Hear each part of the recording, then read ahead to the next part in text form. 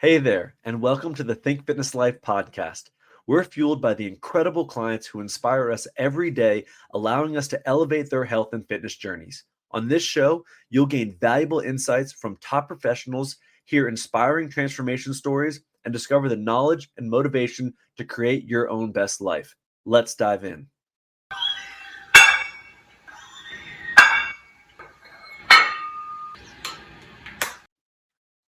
As someone who has continuously used therapy as a way to heal and elevate my personal performance, I know wholeheartedly that you cannot always read the label when you're in the jar. And that's why it's so helpful to have a professional in your corner to talk to. This podcast is sponsored by BetterHelp to provide our listeners with the opportunity to work with a licensed therapist from the comfort of your own home. Receive 10% off your first month when you sign up by going to betterhelp.com/TFL. That's betterhelp.com/T as in think, F as in fitness, L as in life. And remember, you're not alone. There are people out there who can help. All right. Welcome back to the Fitness Life podcast.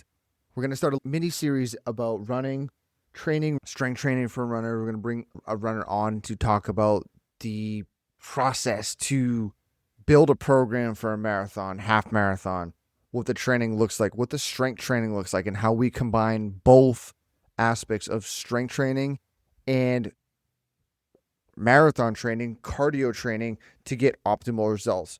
But first, I want to start off with running as a mechanic episode.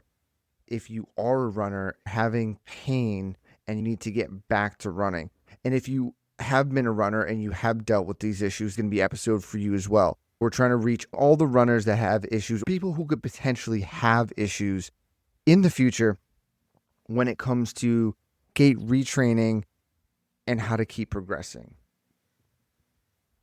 When looking at running and training for running, most people just think, okay, I need to get on a program and I need to be able to just go and log miles, which not wrong. And you can do, and some people just start off doing that. Many people that I've seen come in for gait injured runners testing, gait retraining, is when they do this, they start without a base. Just like strength training, just like any other foundational learning, you need to build a base. You need to build a base of cardiovascular, aerobic endurance. You also need to build a base of strength. Most people that they can just go out, run, and not worry about strength training, because running in itself is strength training. It's not you're getting multiple times your body weight when your foot impacts the ground, and you are getting some adaptation, but that's just from impact. You're not actually training the tendons and muscles to act like a spring that they're designed for. And then when you throw them into game mode or race mode, where you're now picking up the paces of these tempo runs that you go on the weekends, at first you will be fine. And you may be fine forever, but as it goes, the muscles aren't able to withstand the amount of force that you're putting on the body, the amount of force that it needs to pull the body forward when it comes to running.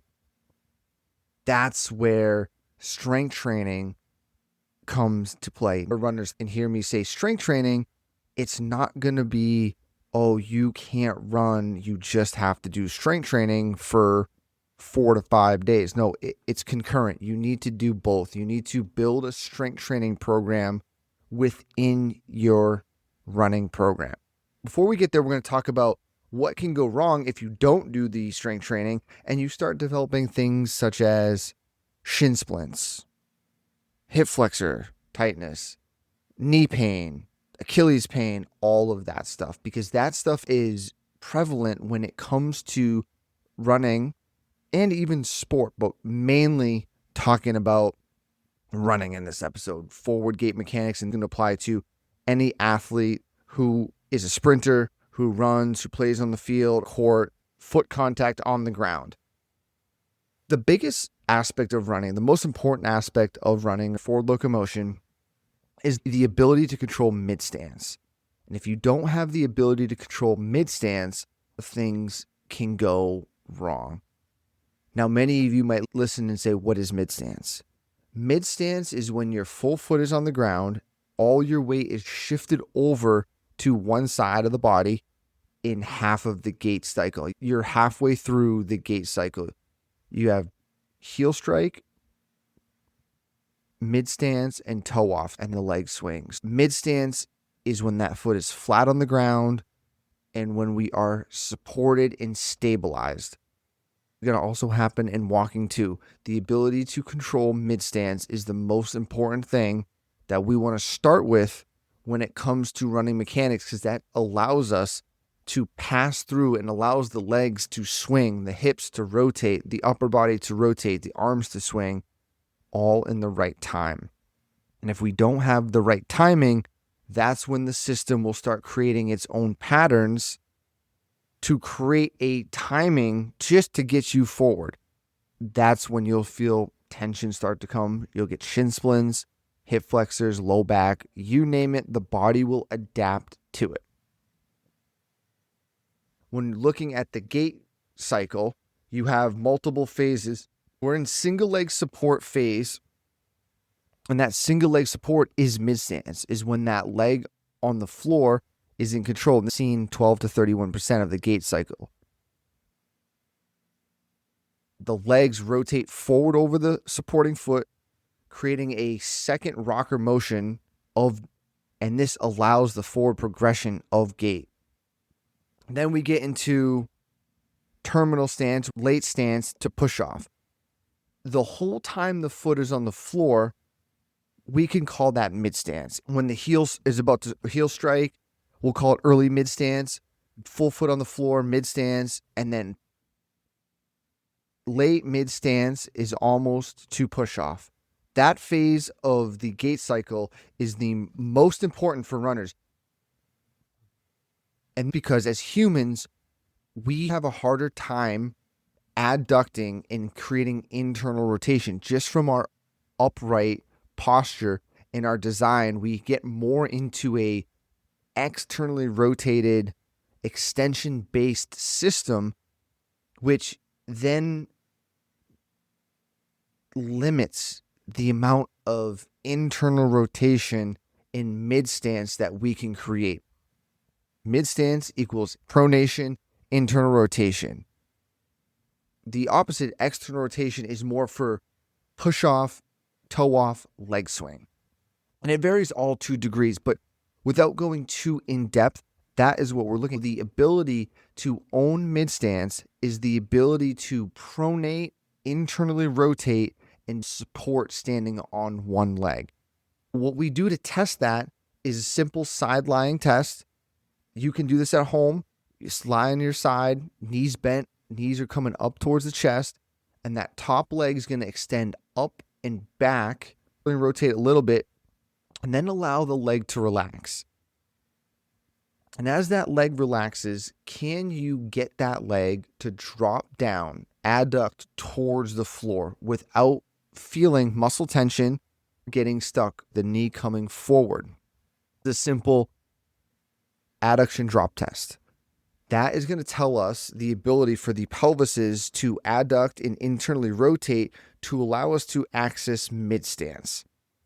Now, if you don't know what this test is, just assume that most people do lack mid stance and they need to gain more internal rotation in their programs, in their daily routines, to allow them to pass through space. What this might look like if you don't have internal rotation from a running standpoint, you will get a foot that rapidly pronates. That foot will, when it hits the floor, it will collapse hard to create internal rotation to allow the system to get to that next external rotation standpoint to push off. If you are someone who has rapid pronation, it's not a foot issue. The issue is going to stem from the pelvis and the thorax above that is looking for internal rotation, the ability to find mid stance and control mid stance. If it doesn't have that, it will go down the chain to try to find that. This will then lead to, if you do have rapid pronation, it can lead up the chain to shin splints, to knee pain because of torsion at the knee. The knee is going to have torque because the foot's trying to rapidly turn in while the femur up above might be staying out, torsional twist at the knee, causing knee pain. If you're one with shin splints, that is telling us that the body is using the shins to try to pull us forward instead of using the glutes at push off at heel strike to pull the body forward. It is trying to just use the muscles in the front of the shins to create rigidity and force to pull the body forward. Many times we see with people who have shin splints, either they're going to get hip flexor issues, have previously had hip flexor issues, because the whole front system, the quads, the hip flexors, the shins, are now trying to move the body by pulling, when the backside, the glutes, the hamstrings aren't assisting in pushing the body forward. Very common when it comes to runners. Many people don't do a proper strength training routine with running. They start getting into trouble because they're doing all this running and accumulating a volume. The strength and timing of the glutes are off because the position that the body's already in is not being managed, retrained to understand and sense the correct position. When it comes to runners that are injured, the biggest focus area we're going to start the conversation with is talking about glutes and abs, controlling the pelvis and then controlling the thorax. This will help reset the timing of the forward locomotion. When you're talking about running, you can't just look at the foot, you can't just look at the arm, you can't just look at the scapula.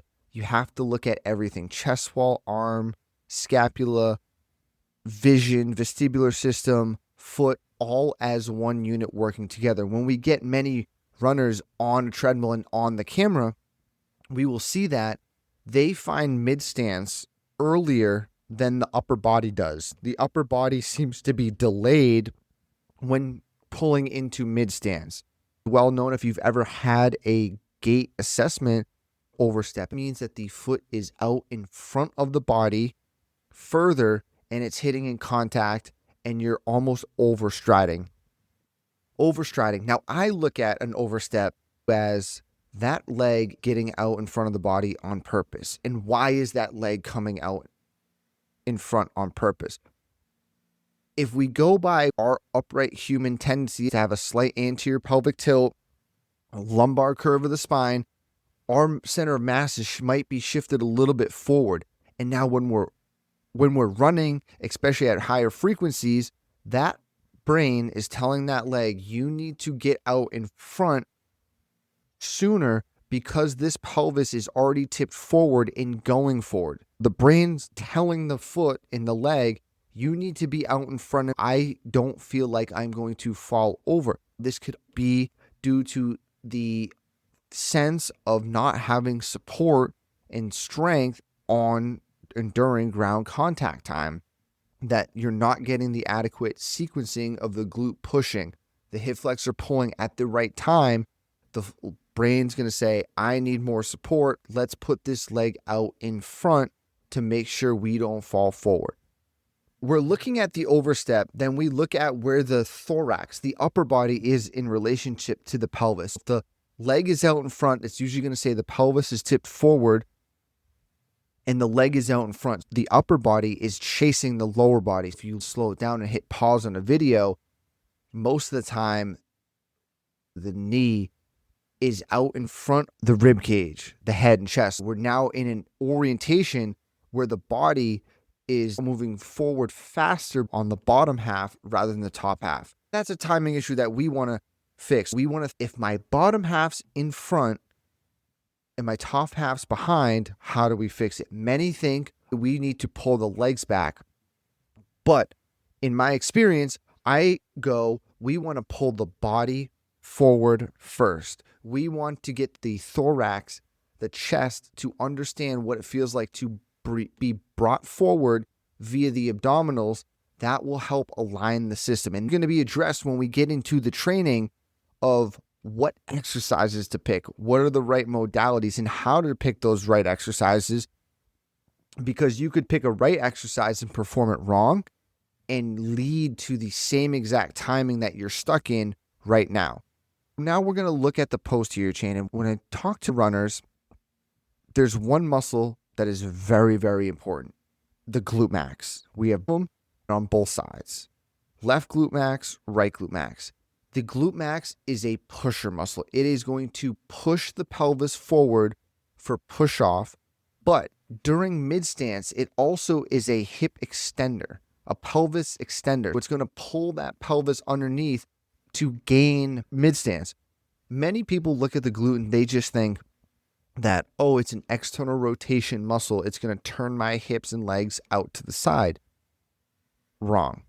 The glutes stabilize and anchor the pelvis when the feet are on the floor. If we're doing any sort of training, we want to be able to maximize the sense of the glutes.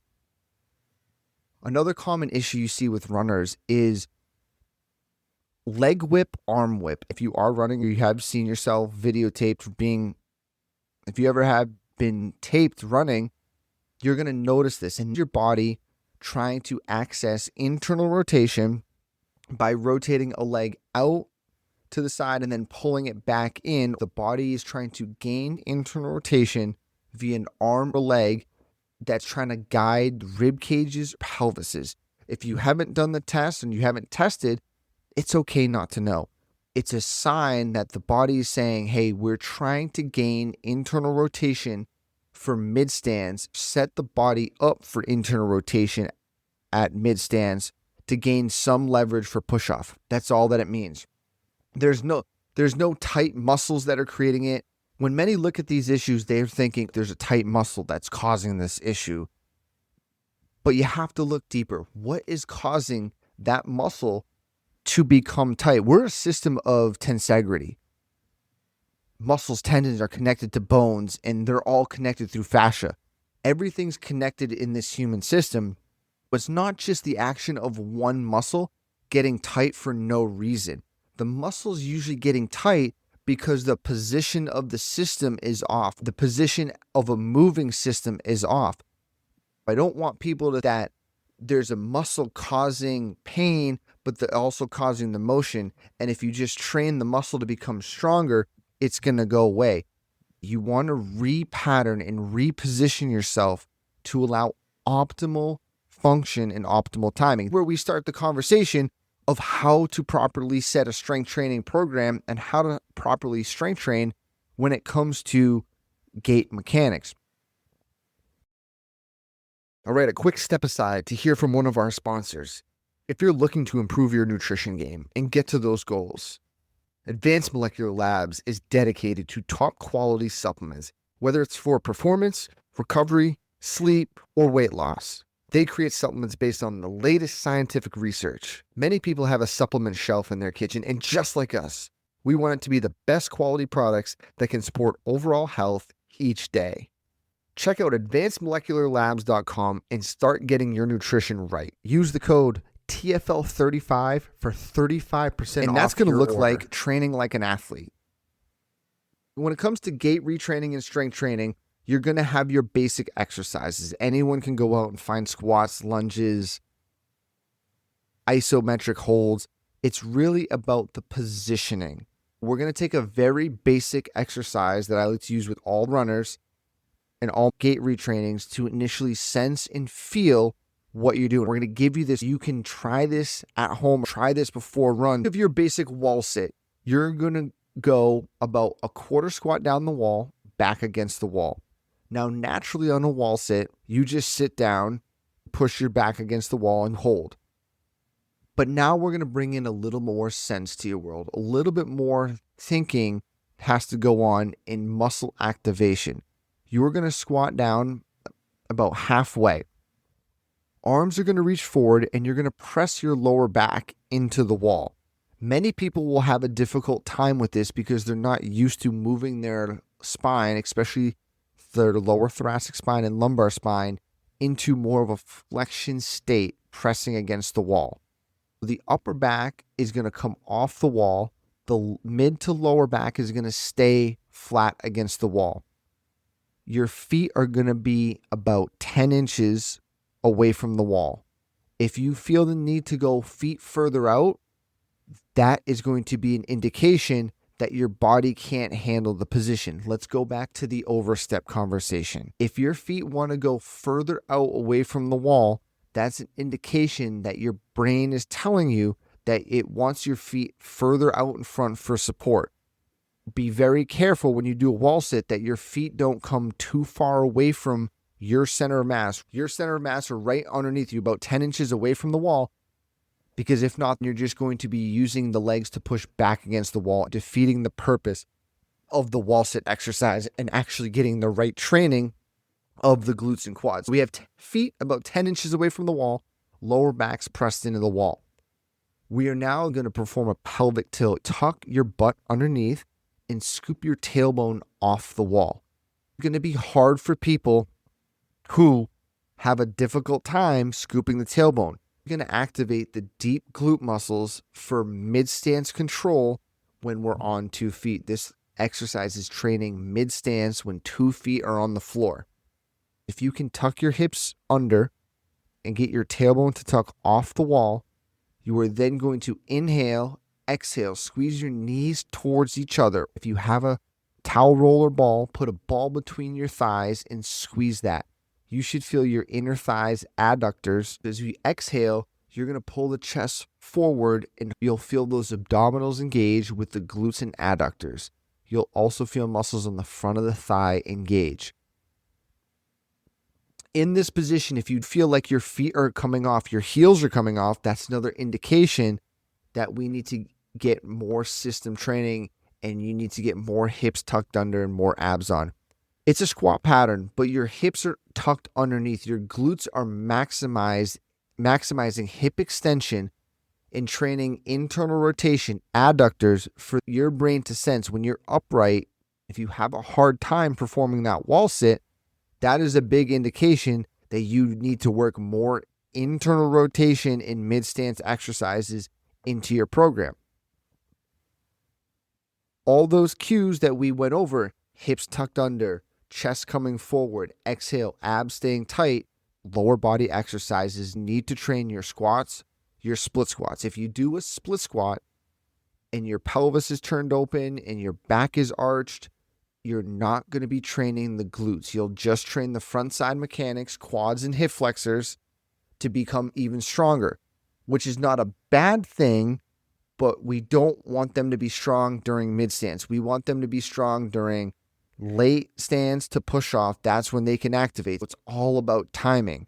Where gait retraining gets very, very complex when it comes to performing exercises. As you go forward in your training, about the position. If you're standing on the left leg, that right pelvis in zipper line needs to be turned to the left, over facing the left leg. You need to be rotated over that left leg. You need to feel the glute on the left side, the hamstring, the adductor, the inner thigh, all working. Many times when I see people training for running programs, warming up, they'll get their mini bands out, put them around their knees, and work of knee band and glute work. There's a time and place for glute external rotation work, but it needs to be balanced with internal rotation work. Many times you do see too much glute external rotation, too many mini band walks, too many clamshells done when the body is not understanding internal rotation first. So if you're a runner, be very careful of your warm-up routine. If you're doing too much glutes in external rotation, you could be leading to dysfunctional running patterns. Now, how else do we structure gait retraining? Because it's exercises, it's strength training, and it's running. But really what it comes down to, even if you're endurance, is training sprint mechanics. I found that when you train sprint mechanics, because you're training power positions, your running economy will increase vastly. You're going to be working your A skips, your high knee runs in place, your pogo bounces. The mechanical sprint running techniques is where you need to start for base. How a program looks. When you come in, you warm up, do some isometrics, do some breathing, glute training, internal rotation, adductor training. Then we hold some isometric split squat positions. We go through some single leg step, single leg stance. You can understand what that feels like from a mid stance standpoint. Then we're going to get into the more dynamic stuff. We're doing the A skips, the high knee runs, the lean fall. We're going to finish with sled pulls, sled pushes, and then finally doing some sprint. Sprint mechanics is going to allow the body to have full excursion, full hip flexion, knee flexion to drive, strengthen the spring mechanics, the muscles, the tendons of the body to allow proper form. And then after the session's over, we let the athlete, the person go and say, hey, you need to start increasing your mileage. When people get injured running, they just shut everything down until there's no pain, and then they come back to running. As soon as they start running again, they create pain because they haven't actually repositioned, repatterned their body. They've just shut tension off of a muscle because they haven't put force on it. Be very careful not to shut things completely down. If you're in pain, you still need to be working at these things. You still need to be testing out at lower intensities, lower pace. The times I have my athletes start with 1 or 2 miles. If there's no pain, then try 3 miles and see where your threshold lies. Pain might come back after 4 miles. That's okay. That's an indication to say, hey, your threshold of fatigue management is at 4 miles. We need to now get you stronger and add more frequency and more training on the gait side of things for longer durations, and you build and build over time. That's going to wrap us up today with an intro to our running series. We're going to talk with a marathon runner. We're going to talk about training. We're going to talk about what the strength training program for the marathon runner looks like. We're going to dive into the actual program that I've written, the experience of coming back from injuries, working through injuries, what some of these techniques are going to look like and entail. Everyone can get the benefit and not stop running, because I know runners love to run. It's what they do. It's what they train for. The worst thing to tell an athlete, a runner, is, hey, you can't run. We're going to pull the curtain back. You can keep running, but at the same time, strengthen everything. And if you're not injured, these techniques, this strength training program is going to lead you to be the best athlete you can be.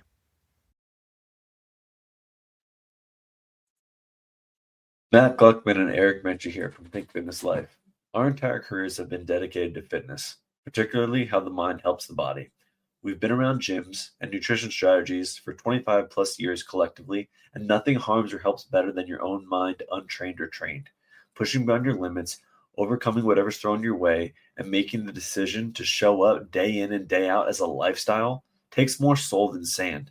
And what I mean by that is when you can get your mindset and heart leading you consistently in the direction of your goals and dreams, well, it's just a matter of time before you have the performance, physique, or quality of life you're yearning for. See, your thoughts will stem from your beliefs, which will then lead you to action, which develop into your behavior and ultimately lead you to results. It's really that simple. Our process takes time and it takes open communication. It's amazing what pops up along the fitness journey to betterment, and we can be there every step of the way. To learn more or apply for coaching, visit www.thinkfitnesslife.com. Start recreating your life today.